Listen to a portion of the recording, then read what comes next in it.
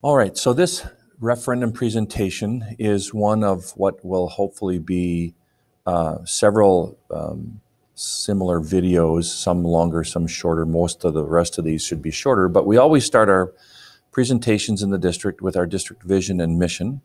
And our vision is to prepare our students to thrive in a global community by ensuring excellence in intellect and virtue. And our mission is to inspire minds, challenge students, and promote excellence. We are Spartans. So a bit of information by way of an agenda.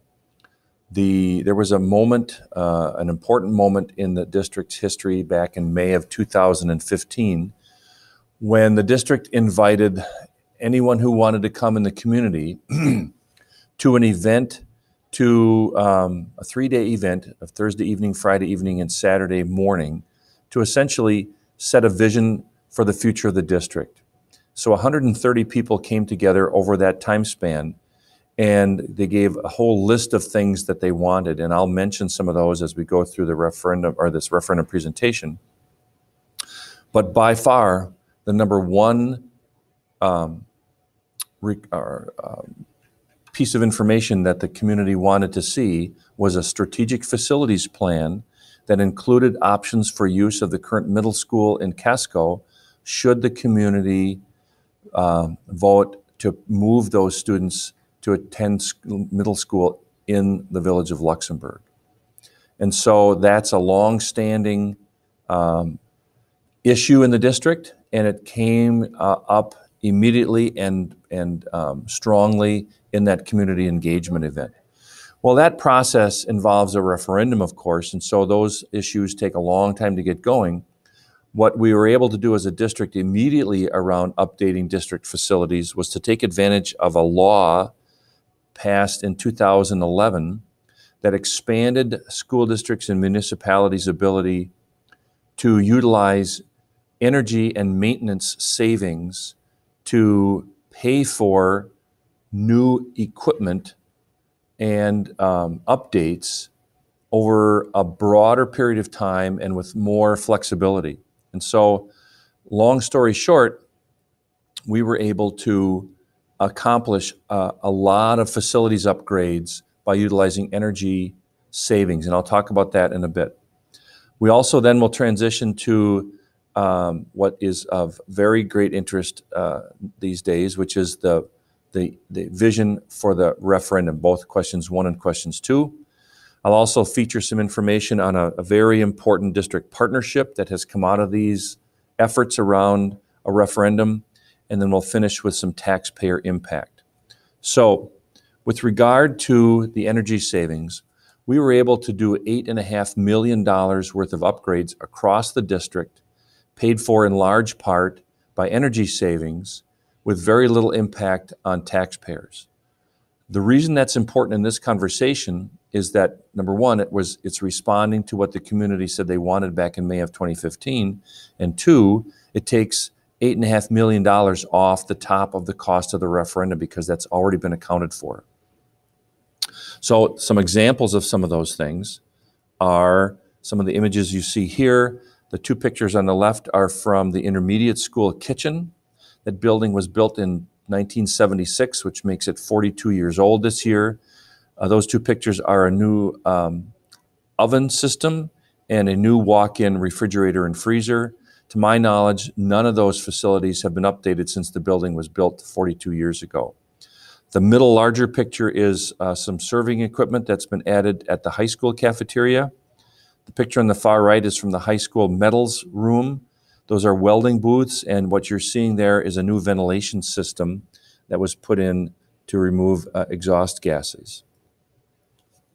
Here you see on the left a resurfaced parking lot at the athletic complex. Many people were asking why that was done when the asphalt around the high school was in such worse condition.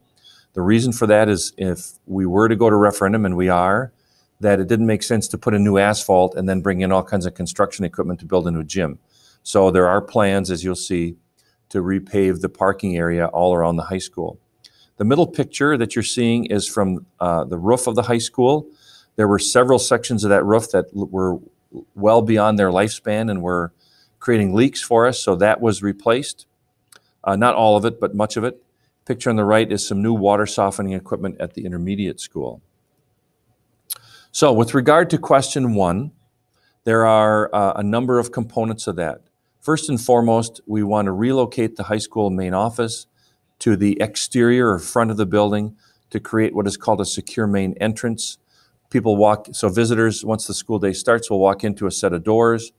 They'll be required to interact with a staff member who will ask them to sign in, get a visitor's badge, and then they'll be buzzed into the building, oftentimes with an escort, or if they know where they're going and they're familiar, they'll be able to go into the building where they're supposed to be able to go. That issue is, of course, given what's been in the news lately, is of utmost importance to the district.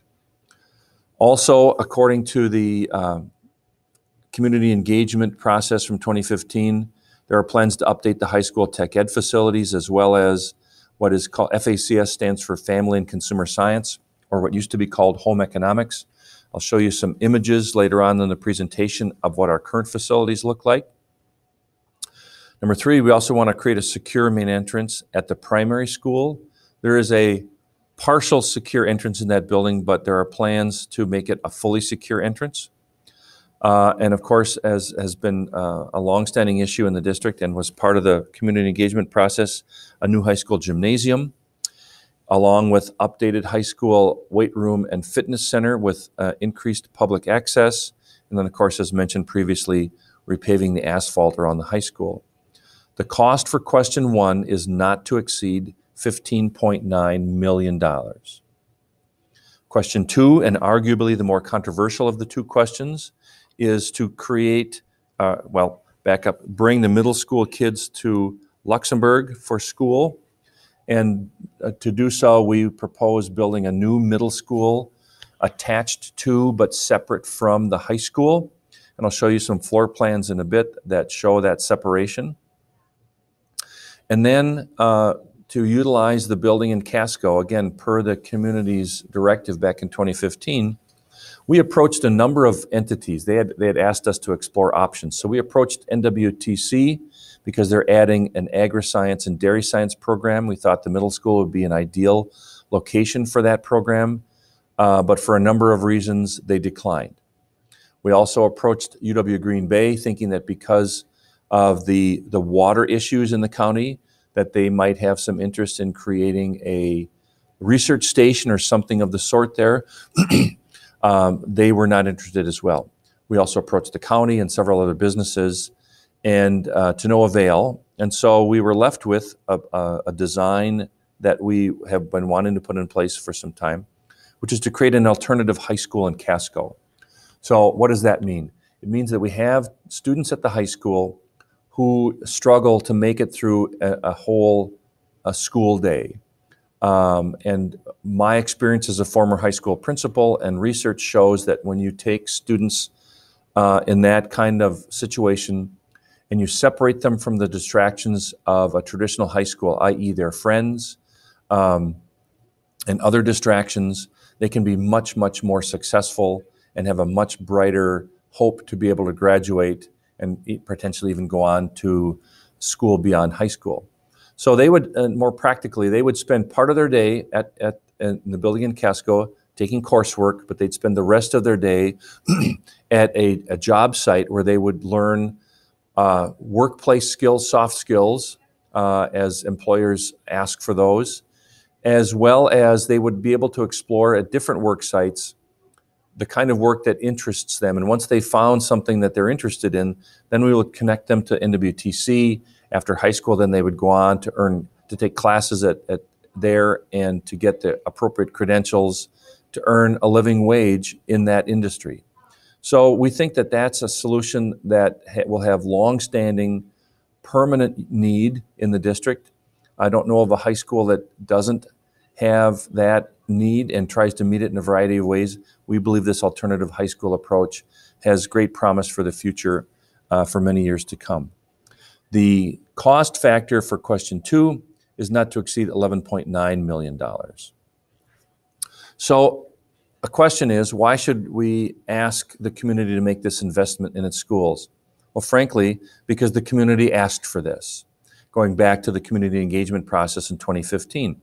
More specifically, our educational facilities, both academic and athletic, are undersized, inadequate, and outdated. Our school security needs some updating, and of course that's always a priority, especially these days.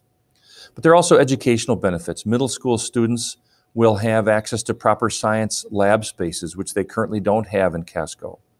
They'll have an opportunity to have an updated family and consumer science space, which is in sore need. I'll show you some pictures of those spaces in a bit. They also have access to the auditorium. We have students who are very academically gifted and talented at the middle school now, and they are currently transported to the high school. So for example, an 8th grade student or students may be so academically advanced that they can take high school geometry. So we transport those kids to the high school, transport them back to the middle school afterwards. It's very disruptive to their day. If we were to attach the middle school to the high school, those kids can simply walk down the hall to take those classes. Number 5, as mentioned earlier, the at-risk high school students are typically much more successful away from the distractions of the high school. And number 6 is mostly financial. We currently operate 4 full-size school buildings. By making the changes recommended in question 2, we'd be operating 3 full-size buildings and a greatly reduced scope at the middle school. In other words, we would decommission and have limited heat and no water in large portions of the building and have a very small footprint for approximately maybe 20 to 25 students at that building in Casco. I would be remiss if I didn't also take this opportunity to talk about some of our academic performance. You see on the screen a map of the state of Wisconsin broken up into 12 regions called CESAs, or Cooperative Education Service Agencies. Luxembourg-Casco belongs to CESA 7, as you can see. And there are 37 other districts besides LC in CESA 7. And so we typically compare our academic performance on the state standardized exam that all public school students have to take. And so you see from the table that in 2012, 2013, we were 26th in language arts and 24th in math out of 38 school districts. Not very impressive, but you can see over time, those rankings have improved. And last year, we were 4th among 38 school districts in English and 5th in math. We're very excited about those numbers. Not so much because of our ranking, but because that means a brighter hope and opening more doors for students after school than they would otherwise have had. And that goes back to our mission about ensuring excellence in intellect and virtue. So we're very excited about that. Here you see some images, as promised, of some of the facilities at the high school. These are pictures from the high school metals shop. These are very, very old machines. And the reason we're showing them to you is that if you go to a modern machine shop in the area, you won't find machines like this. What you'll see are machines called CNC, which stands for Computerized Numerical Control. So the operator enters the directions into the computer makes the adjustments in the machine, and the product is much more precisely done. So we're literally educating students for 21st century jobs with 20th century equipment. And I'm not okay with that, and I don't think anybody should be okay with that. Here are some images from the wood shop. The picture in the middle particularly is probably the oldest. Again, no computerized numerical control. These are images from our family and consumer science space at the high school. Yes, those are metal cabinets, and they're very, very outdated. The flooring is asbestos, and while that flooring does not present any danger whatsoever to students or staff at this time, we would certainly want to replace that and create it with a modern kind of preparatory kitchen so students can learn appropriate culinary arts skills. We have a huge number of students interested in this area, and it bodes well for the future. Our teacher in that area is exceptionally talented, and kids love to take those classes. They deserve to have an updated space. Here you see the high school weight room. The reason we're showing this to you is not because of what's there, but is not there. You don't see any aerobic equipment, no treadmills, no stair steppers, no ellipticals. You simply see free weights and weight machines. The proposal is to take this space, which is 2,250 square feet, make it almost double that to 4,200 square feet to give us plenty of room for the aerobic equipment I mentioned previously and provide access to the public to be able to use that. And I'll show you floor plans for that in a bit. Here you see the gymnasium. At a basketball game, you can see the kids sitting on the stage, which is not an ideal setting. And what you see on the left is a very crowded parent and adult section. These are images from the current middle school. The one on the right is the family and consumer science space at the middle school. Again, metal cabinets, very outdated, needs updating tremendously, and so that would happen if we were to build a middle school in Luxembourg, because the cost to update the space at the middle school now, minimally, at a bare minimum, would be approximately $8 million. To have a complete renovation and updating of the current middle school would be in the neighborhood of $16 million. And as I stated previously, question 2 is not to exceed 12. So we believe that that's a financially smart proposal compared to those other costs. The picture you see on the left is a teacher preparation area, and it obviously is inappropriate and outdated and would need to be updated. Students don't necessarily use that area, but that's obviously not what I would call appropriate for a school setting.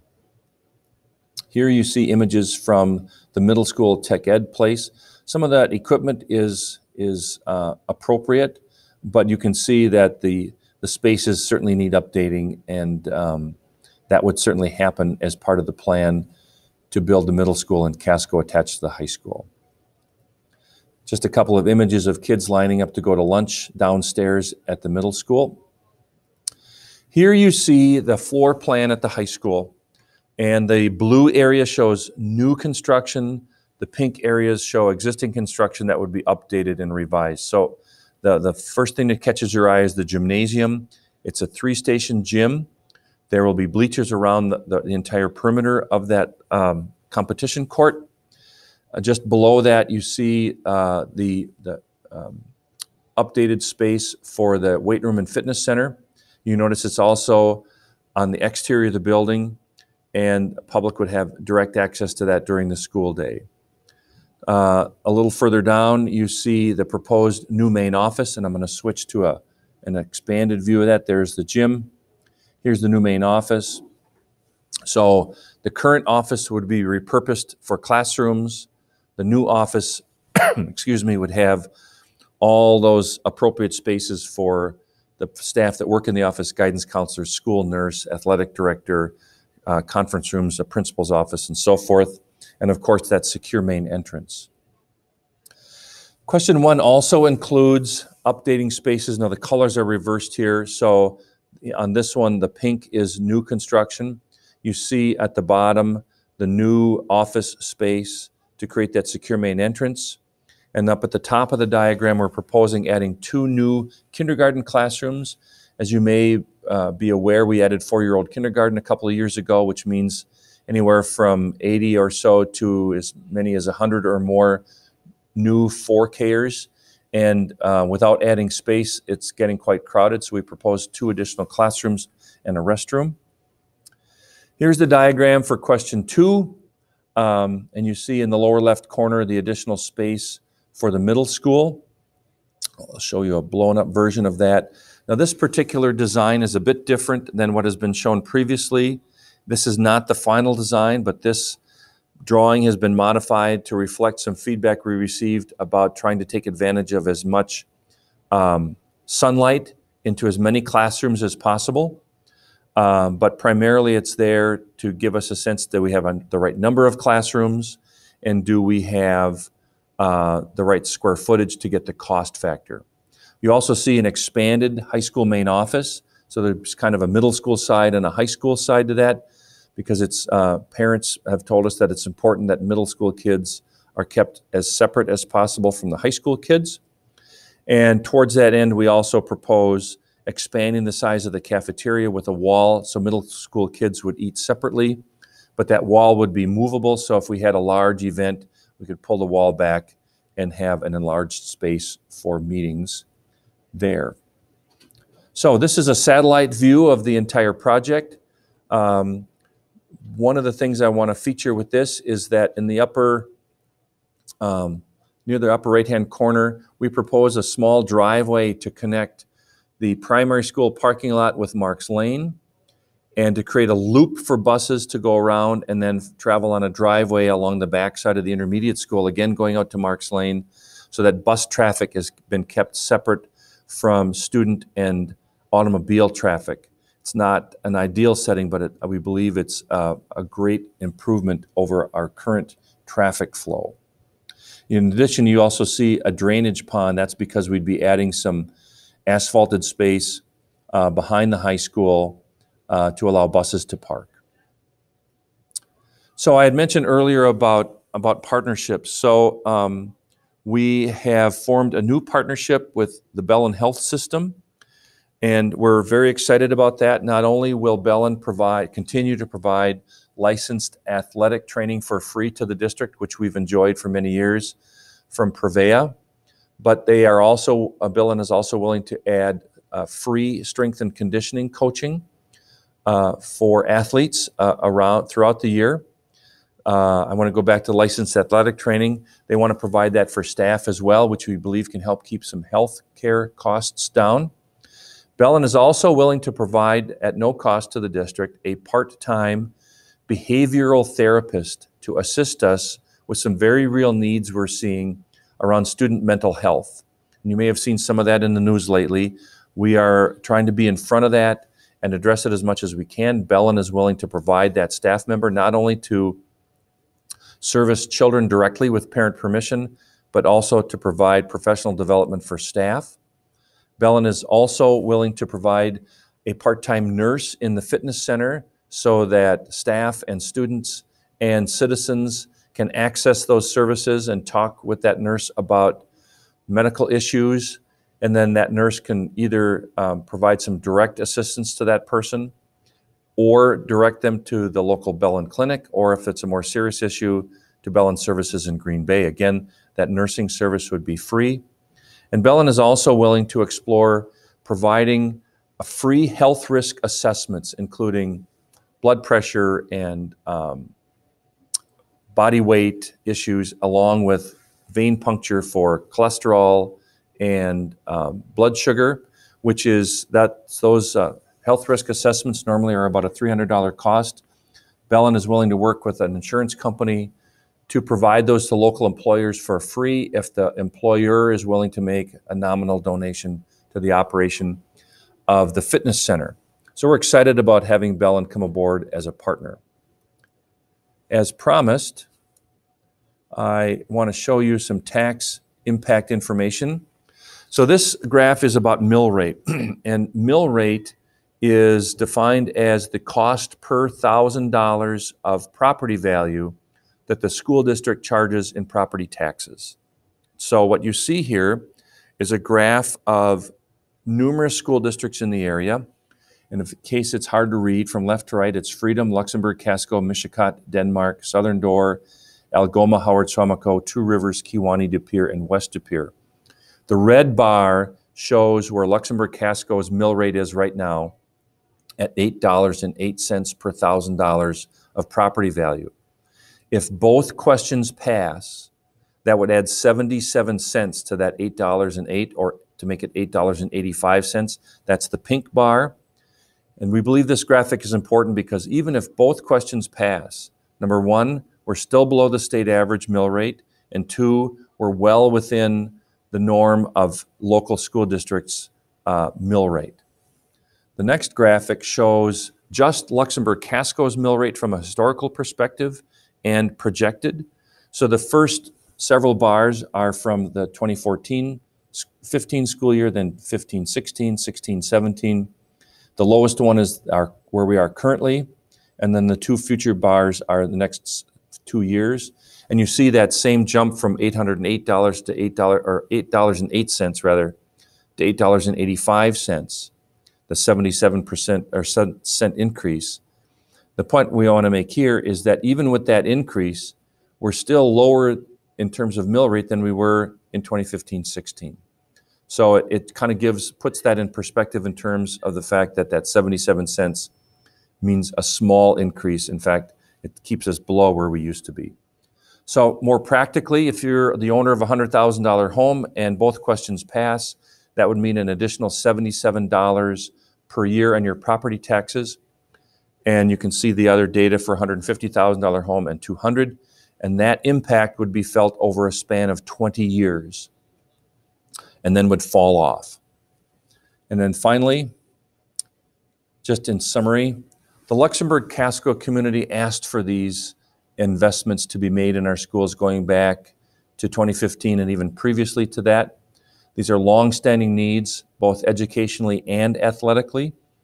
And as I like to say, our academic house is in order, and there's definitely a strong need to get our facilities house in order. And we simply ask that you vote on April 3rd. And thank you for your attention.